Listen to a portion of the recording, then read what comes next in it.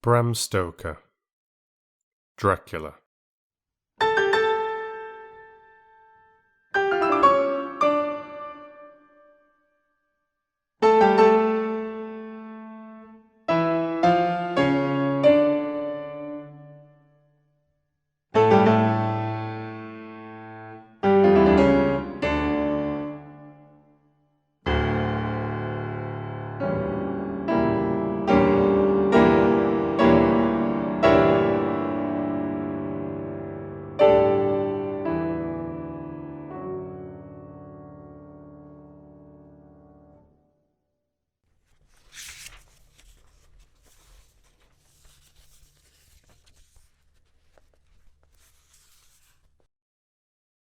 Chapter 14. Mina Harker's Journal, 23rd of September. Jonathan is better after a bad night. I'm so glad that he has plenty of work to do, for that keeps his mind off the terrible things, and I am rejoiced that he is now weighed down with the responsibility of his new position. I knew he would be true to himself, and now how proud I am to see my Jonathan rising to the height of his advancement, and keeping pace in all ways with the duties that come upon him. He will be away all day till late, for he said he could not lunch at home. My household work is done, so I shall take his foreign journal, and lock myself up in my room, and read it. 24th of September. I hadn't the heart to write last night, for that terrible record of Jonathan's upset me so. Poor dear, how he must have suffered, whether it be true or only imagination. I wonder if there is any truth in it at all. Did he get his brain fever and then write all those terrible things? Or had he some cause for it all? I suppose I shall never know, for I dare not open the subject to him, and yet that man we saw yesterday, he seemed quite certain of him. Poor fellow. I suppose it was the funeral upset him and sent his mind back on some train of thought. He believes it all himself. I remember how on our wedding day he said, "Unless some solemn duty come upon me to go back to the bitter hours, asleep or awake, mad or sane." There seems to be through it all some thread of continuity. That fearful Count was coming to London. If it should be, and he came to London with its teeming millions, there may be a solemn duty, and if it come we must not shrink from it. I shall be prepared. I shall get my typewriter this very hour and begin transcribing. Then we shall be ready for other eyes if required. And if it be wanted, then, perhaps, if I am ready, poor Jonathan may not be upset, for I can speak for him and never let him be troubled or worried with it all. If ever Jonathan quite gets over the nervousness, he may want to tell me of it all, and I can ask him questions and find out things, and see how I may comfort him.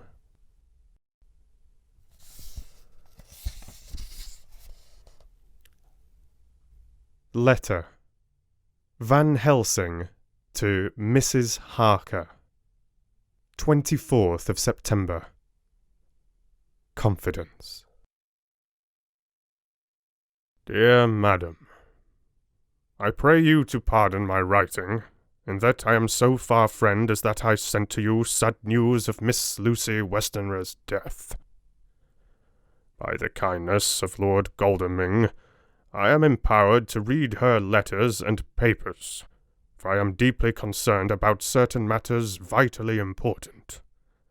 In them I find some letters from you, which show how great friends you were and how you love her. Oh, Madam Mina, by that love I implore you, help me. It is for others' good that I ask, to redress great wrong, and to lift much and terrible troubles, that may be more great than you can know. May it be that I see you. You can trust me. I am friend of Dr. John Seward, and of Lord Godalming, that was Arthur of Miss Lucy. I must keep it private for the present from all. I should come to Exeter to see you at once if you tell me I am privileged to come, and where, and when. I implore your pardon, madam. I have read your letters to poor Lucy, and know how good you are, and how your husbands suffer. So I pray you, if it may be, enlighten him not, lest it may harm. Again, your pardon, and forgive me. Van Helsing.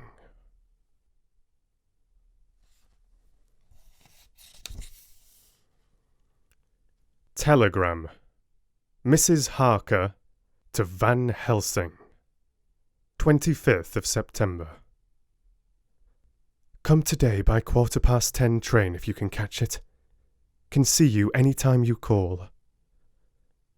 Wilhelmina Harker.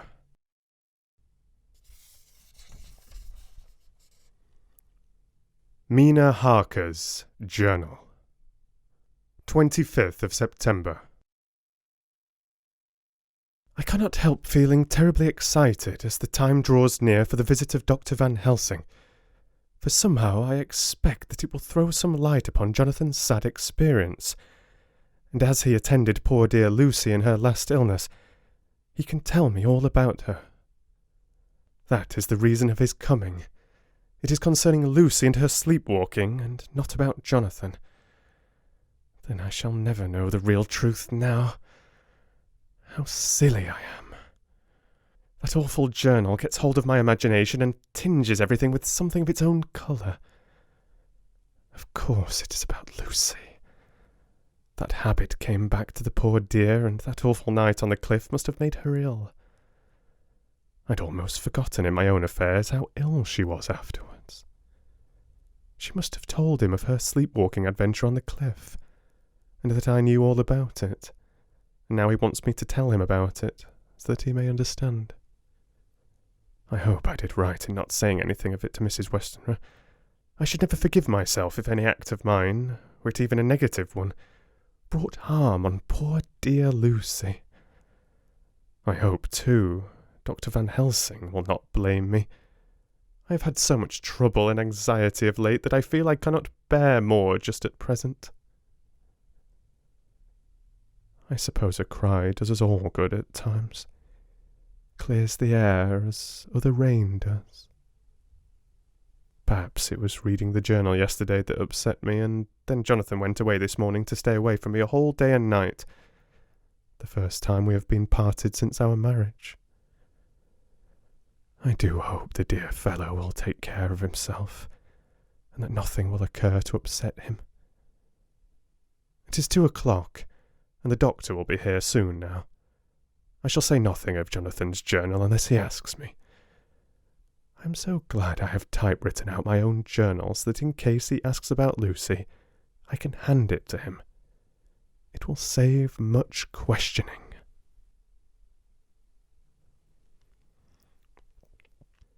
Later. He has come and gone. What a strange meeting, and how it all makes my head whirl round. I feel like one in a dream. Can it be all possible, or even a part of it? If I had not read Jonathan's journal first, I should never have accepted even a possibility. Poor dear Jonathan! How he must have suffered! Please the good God, all this may not upset him again. I shall try to save him from it, but it may be even a consolation and a help to him, terrible though it be and awful in its consequences, to know for certain that his eyes and ears and brain did not deceive him, and that it is all true. It may be that it is the doubt which haunts him, that when the doubt is removed, no matter which, waking or dreaming, may prove the truth, he will be more satisfied and better able to bear the shock. Dr. Van Helsing must be a good man as well as a clever one if he is Arthur's friend and Dr. Seward's, and if they brought him all the way from Holland to look after Lucy. I feel from having seen him that he is good and kind, and of a noble nature. When he comes tomorrow I shall ask him about Jonathan, and then, please God, all this sorrow and anxiety may lead to a good end. I used to think I would like to practice interviewing. Jonathan's friend on the Exeter News told him that memory was everything in such work, that you must be able to put down exactly almost every word spoken, even if you had to refine some of it afterwards. Here was a rare interview. I shall try to record it verbatim. It was 2:30 when the knock came. I took my courage à deux mains and waited. In a few minutes Mary opened the door and announced Dr. Van Helsing. I rose and bowed, and he came towards me. A man of medium height, strongly built, with his shoulders set back over a broad, deep chest, and a neck well balanced on the trunk as the head is on the neck. The poise of the head strikes one at once as indicative of thought and power. The head is noble, well-sized, broad, and large behind the ears. The face, clean-shaven, shows a hard, square chin, a large, resolute, mobile mouth, a good-sized nose, rather straight, but with quick, sensitive nostrils that seem to broaden as the big, bushy brows come down and the mouth tightens. The forehead is broad and fine, rising at first almost straight, and then sloping back above two bumps or ridges wide apart. Such a forehead that the reddish hair cannot possibly tumble over it, but falls naturally back and to the sides. Big, dark blue eyes are set widely apart, and are quick and tender or stern with the man's moods. He said to me, "Mrs. Harker, is it not?" I bowed assent. "That was Miss Mina Murray." Again I assented. "It is Mina Murray that I came to see, that was friend of that poor dear child Lucy Westenra. Madame Mina, it is on account of the dead I come." "Sir," I said, "you could have no better claim on me than that you were a friend and helper of Lucy Westenra." And I held out my hand. He took it and said tenderly, "Oh, Madame Mina, I knew that the friend of that poor Lily girl must be good, but I had yet to learn." He finished his speech with a courtly bow. I asked him what it was that he wanted to see me about, so he at once began. "I have read your letters to Miss Lucy. Forgive me, but I had to begin to inquire somewhere, and there was none to ask. I know that you were with her at Whitby. She sometimes kept a diary. You need not look surprised, Madam Mina. It was begun after you had left, and was made in imitation of you. And in that diary she traces by inference certain things to a sleep-walking, in which she puts down that you saved her. In great perplexity, then, I come to you, and ask you, out of your so much kindness, to tell me all of it that you remember." "I can tell you, I think, Dr. Van Helsing, all about it." "Ah, then you have good memory for facts, for details. It is not always so with young ladies." "No, Doctor, but I wrote it all down at the time. I can show it to you if you like." "Oh, Madame Mina, I will be grateful. You will do me much favour." I could not resist the temptation of mystifying him a bit. I suppose it is some of the taste of the original apple that remains still in our mouths. so I handed him the shorthand diary. He took it with a grateful bow and said, "May I read it?" "If you wish," I answered as demurely as I could. He opened it, and for an instant his face fell. Then he stood up and bowed. "Oh, you so clever woman," he said. "I long knew that Mr. Jonathan was a man of much thankfulness. But see, his wife have all the good things. And will you not so much honour me, and so help me as to read it for me? Alas, I know not the shorthand." By this time my little joke was over, and I was almost ashamed, so I took the typewritten copy from my work-basket and handed it to him. "Forgive me," I said. "I could not help it, but I had been thinking that it was of dear Lucy that you wished to ask, and so that you might not have to wait, not on my account, but because I know your time must be precious, I have written it out on the typewriter for you." He took it, and his eyes glistened. "You are so good," he said. "And may I read it now? I want to ask you some things when I have read." "By all means," I said. "Read it over whilst I order lunch, and then you can ask me questions whilst we eat." He bowed, and settled himself in a chair with his back to the light, and became absorbed in the papers, whilst I went to see after lunch, chiefly in order that he might not be disturbed. When I came back, I found him walking hurriedly up and down the room, his face all ablaze with excitement. He rushed up to me and took me by both hands. "Oh, Madame Mina," he said, "how can I say what I owe to you? This paper is as sunshine. It opens the gate to me. I am dazed, I am dazzled with so much light, and yet clouds roll in behind the light every time. But that you do not, cannot, comprehend. Oh, but I am grateful to you, you so clever woman. Madam," he said this very solemnly, "if ever Abraham van Helsing can do anything for you or yours, I trust you will let me know. It will be pleasure and delight if I may serve you as a friend. As a friend, but all I have ever learned, all I can ever do, shall be for you and those you love. There are darknesses in life, and there are lights. You are one of the lights. You will have happy life and good life, and your husband will be blessed in you." "But, Doctor, you praise me too much, and you do not know me." "Not know you? I, who am old, and who have studied all my life men and women. I, who have made my speciality the brain and all that belongs to him and all that follow from him.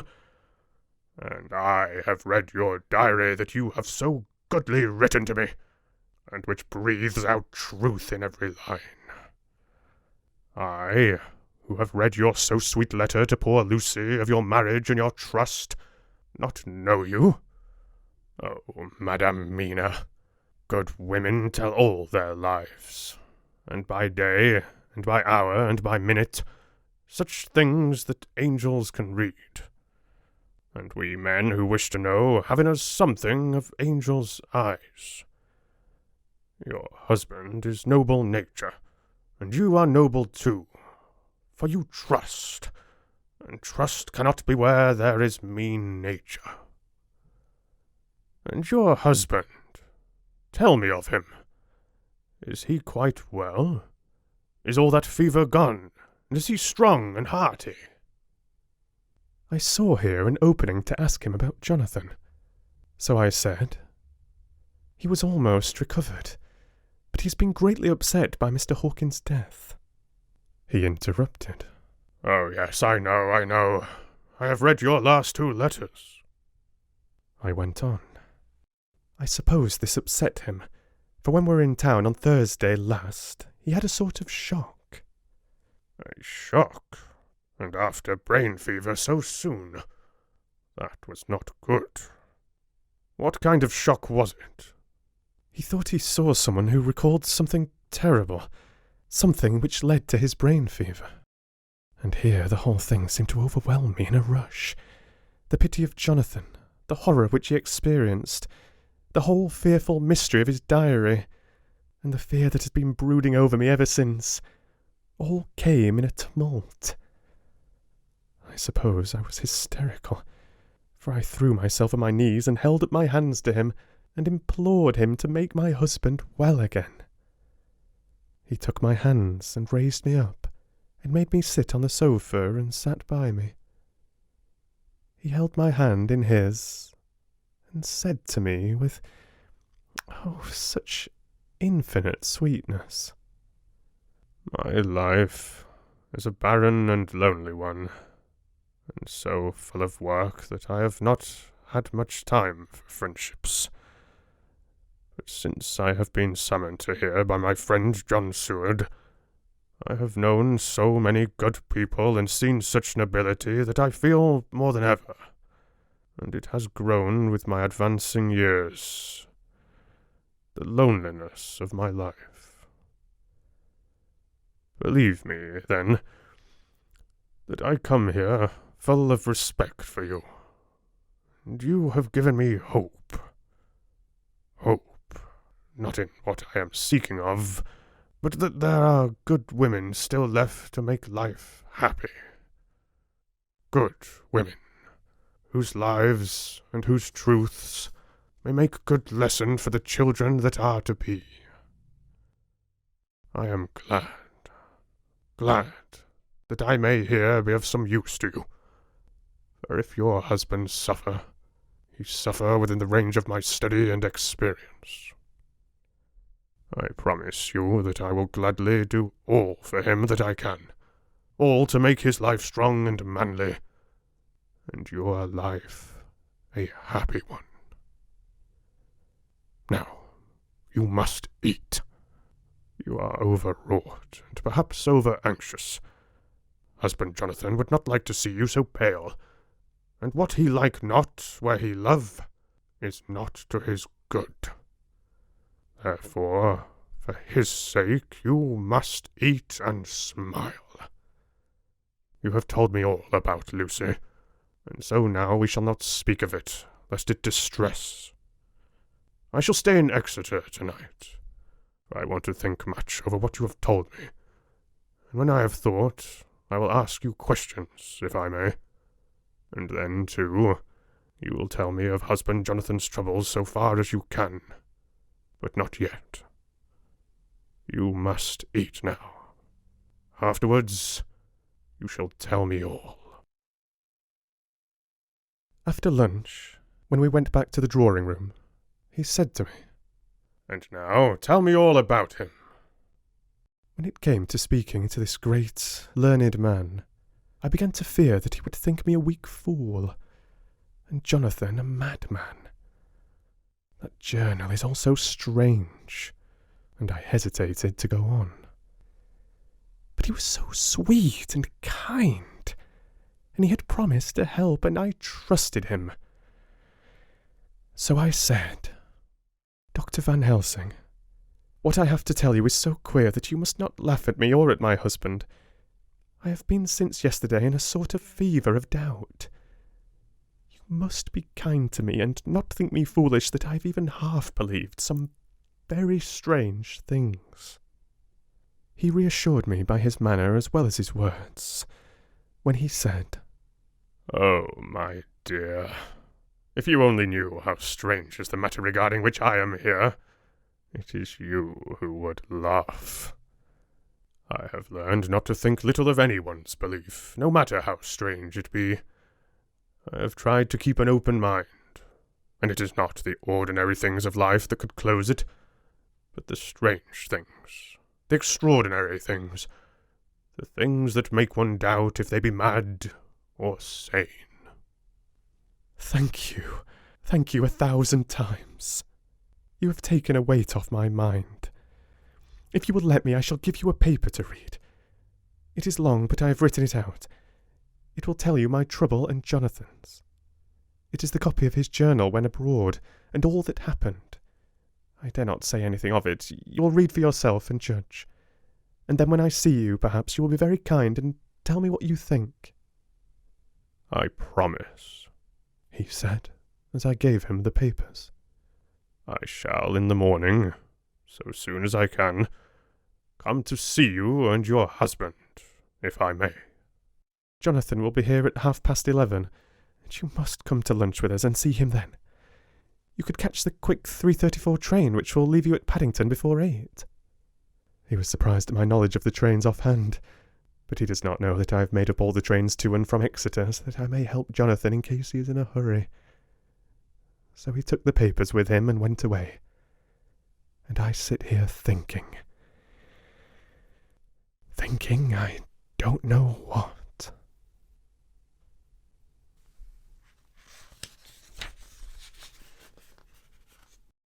Letter by hand. Van Helsing to Mrs. Harker. 25th of September, 6 o'clock. Dear Madam Mina, I have read your husband's so wonderful diary. You may sleep without doubt. Strange and terrible as it is true. I will pledge my life on it. It may be worse for others, but for him and you, there is no dread. He is a noble fellow, and let me tell you from experience of men that one who would do as he did in going down that wall into that room, aye, and going a second time, is not one to be injured in permanence by a shock. His brain and his heart are all right. This I swear, before I have even seen him, so be at rest. I shall have much to ask him of other things. I am blessed that today I come to see you, for I have learned all at once so much that again I am dazzled more than ever, and I must think. Yours, the most faithful, Abraham Van Helsing.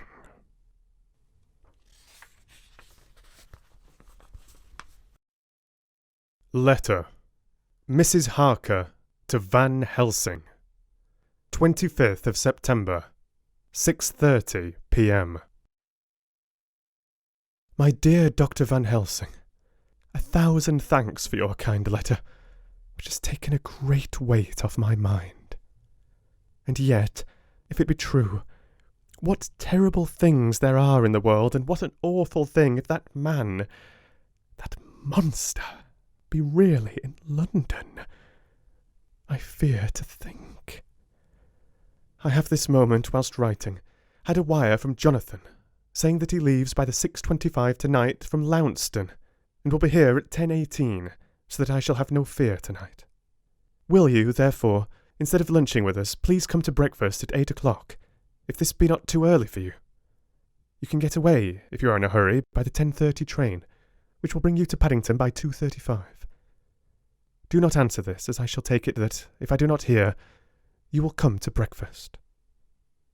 Believe me, your faithful and grateful friend, Mina Harker.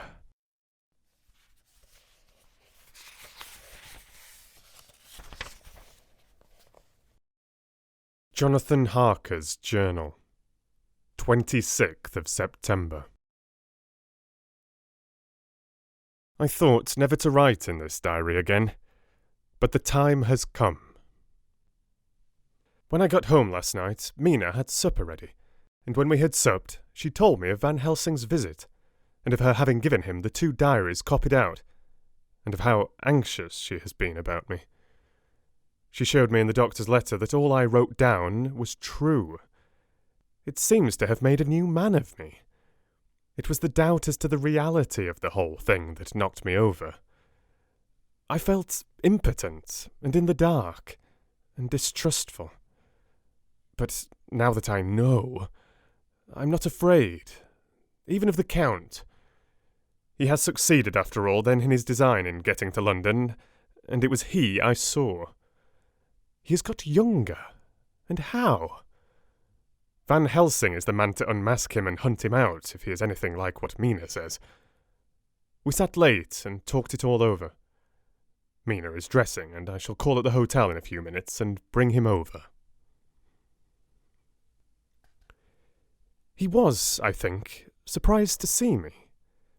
When I came into the room where he was and introduced myself, he took me by the shoulder and turned my face round to the light and said, after a sharp scrutiny, "But Madame Mina told me you were ill, that you had had a shock." It was so funny to hear my wife called Madame Mina by this kindly, strong-faced old man. I smiled and said, "I was ill. I have had a shock, but you have cured me already." "And how?" "By your letter to Mina last night. I was in doubt, and then everything took a hue of unreality, and I did not know what to trust, even the evidence of my own senses. Not knowing what to trust, I did not know what to do, and so had only to keep on working in what had hitherto been the groove of my life. The groove ceased to avail me, and I mistrusted myself. Doctor, you don't know what it is to doubt everything, even yourself. No, you don't.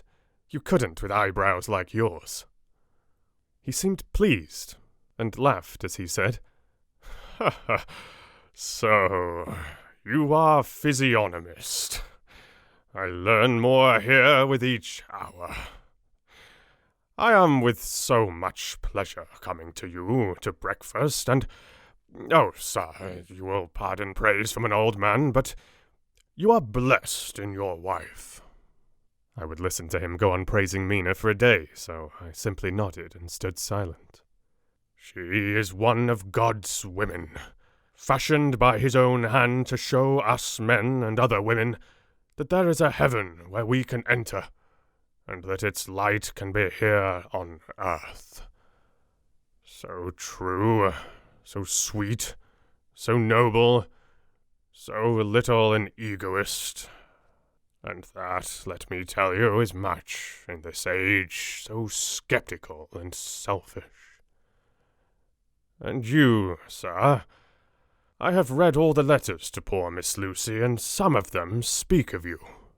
So I know you since some days from the knowing of others. But I have seen your true self since last night. You will give me your hand, will you not? And let us be friends for all our lives." We shook hands, and he was so earnest and so kind that it made me quite choky. "And now," he said, "may I ask you for some more help? I have a great task to do, and at the beginning it is to know. You can help me here. Can you tell me what went before your going to Transylvania? Later on I may ask more help, and of a different kind. But at first, this will do." "Look here, sir," I said. "Does what you have to do concern the Count?" "It does," he said solemnly. "Then I am with you heart and soul. As you go by the 10:30 train, you will not have time to read them, but I shall get the bundle of papers. You can take them with you and read them in the train." After breakfast, I saw him to the station. When we were parting, he said, "Perhaps you will come to town if I send to you, and take Madame Mina too." "We shall both come when you will," I said. I had got him the morning papers and the London papers of the previous night, and while we were talking at the carriage window, waiting for the train to start, he was turning them over. His eye suddenly seemed to catch something in one of them, the Westminster Gazette. I knew it by the colour, and he grew quite white. He read something intently, groaning to himself. Mein Gott, so soon, so soon." I do not think he remembered me at the moment. Just then the whistle blew, and the train moved off. This recalled him to himself, and he leaned out of the window and waved his hand, calling out, "Love to Madam Mina. I shall write so soon as ever I can."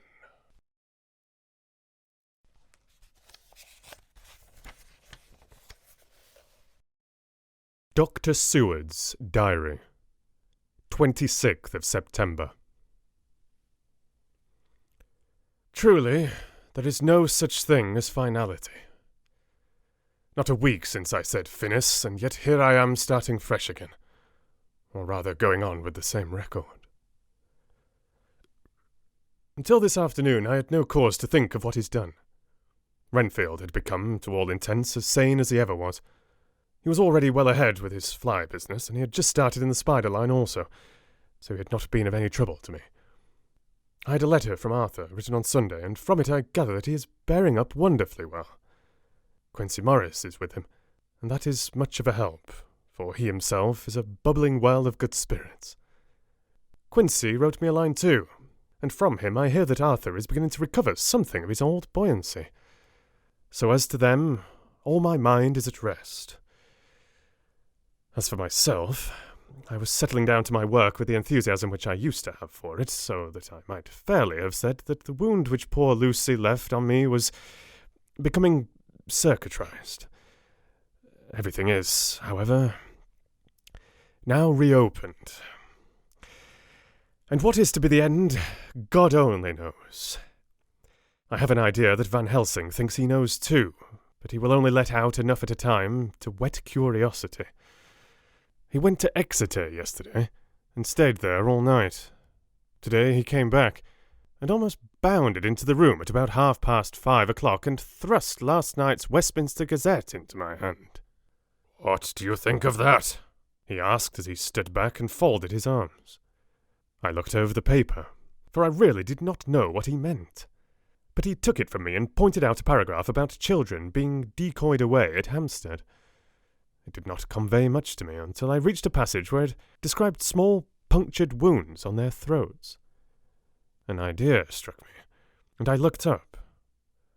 "Well," he said, "it is like poor Lucy's." "And what do you make of it?" "Simply that there is some cause in common.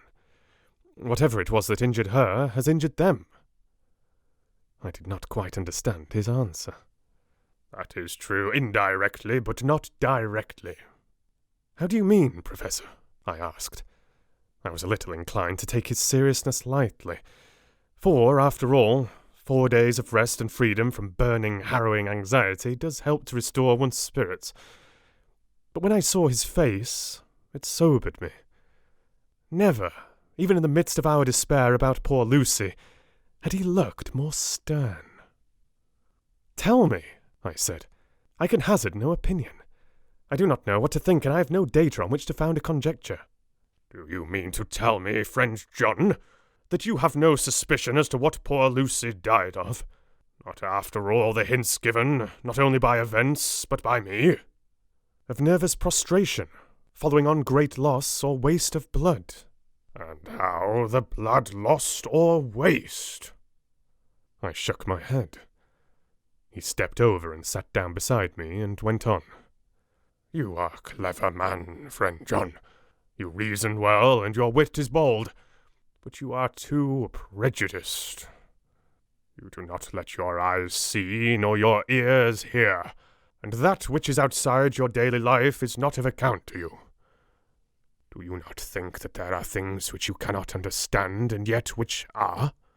That some people see things that others cannot? But there are things old and new which must not be contemplated by men's eyes because they know, or think they know, some things which other men have told them. It is the fault of our science that it wants to explain all, and if it explain not, then it says there is nothing to explain. But yet we see around us every day the growth of new beliefs, which think themselves new, and which are yet but the old which pretend to be young, like the fine ladies at the opera. I suppose now you do not believe in corporeal transference. No? Nor in materialization. No? Nor in astral bodies. No? Nor in the reading of thought. No? Nor in hypnotism. Yes, I said. Charcot has proved that pretty well. He smiled as he went on. Then you are satisfied as to it, yes? And of course then you understand how it acts, and can follow the mind of the great Charcot, alas that he is no more, into the very soul of the patient that he influenced. No? Then, friend John, am I to take it that you simply accept fact, and are satisfied to let from premise to conclusion be a blank? No. Then tell me, for I am student of the brain, how you accept the hypnotism and reject the thought-reading. Let me tell you, my friend, that there are things done today in electrical science which would have been deemed unholy by the very men who discovered electricity, who would themselves not so long before have been burned as wizards. There are always mysteries in life. Why was it that Methuselah lived 900 years, and old Pa 169? And yet that poor Lucy, with 4 men's blood in her poor veins, could not live even 1 day.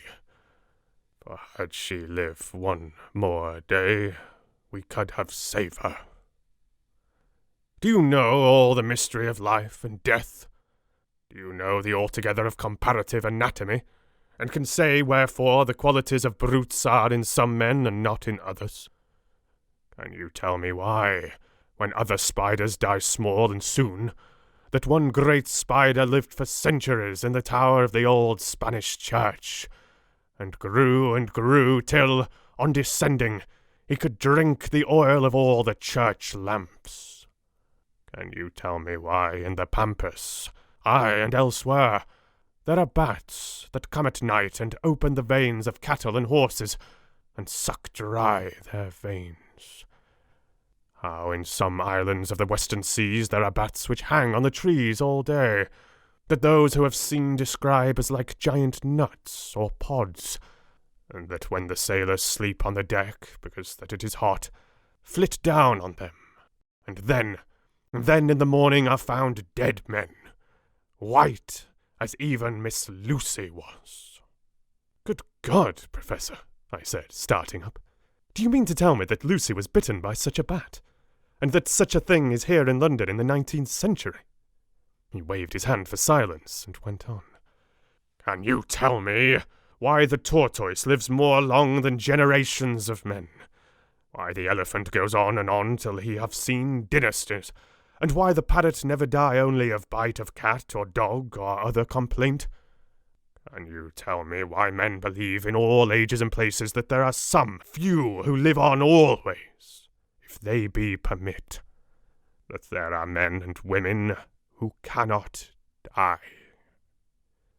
We all know, because science has vouched for the fact, that there have been toads shut up in rocks for thousands of years, shut in one so small that only hold him since the youth of the world.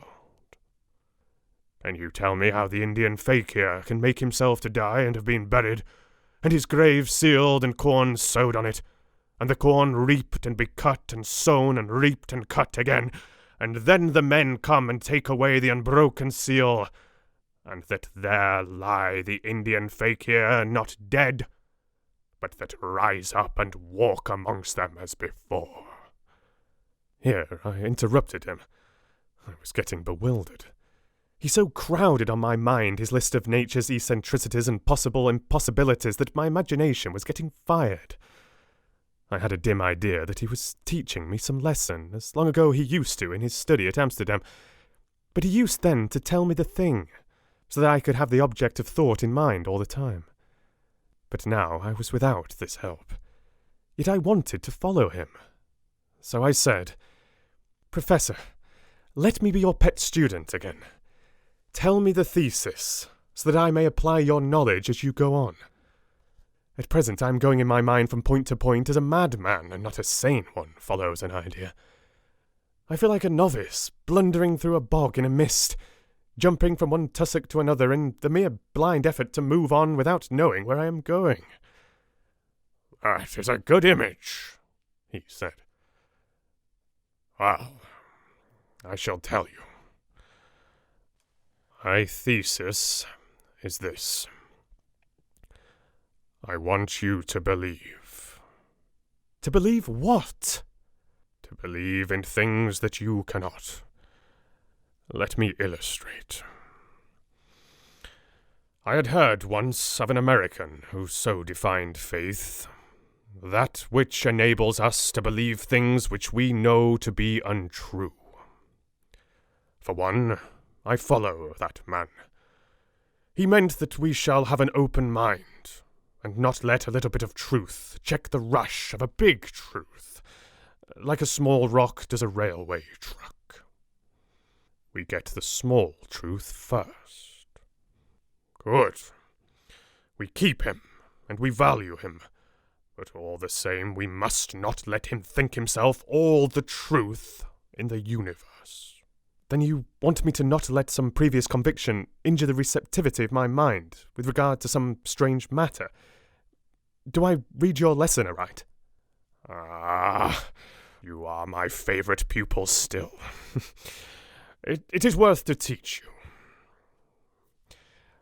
Now that you are willing to understand, you have taken the first step to understand. You think, then, that those so small holes in the children's throats were made by the same that made the hole in Miss Lucy? I suppose so. He stood up and said solemnly, Then you are wrong. Oh, would it were so, but alas, no. It is worse, far, far worse. In God's name, Professor Van Helsing, what do you mean? I cried. He threw himself with a despairing gesture into a chair, and placed his elbows on the table, covering his face with his hands as he spoke. They were made by Miss Lucy.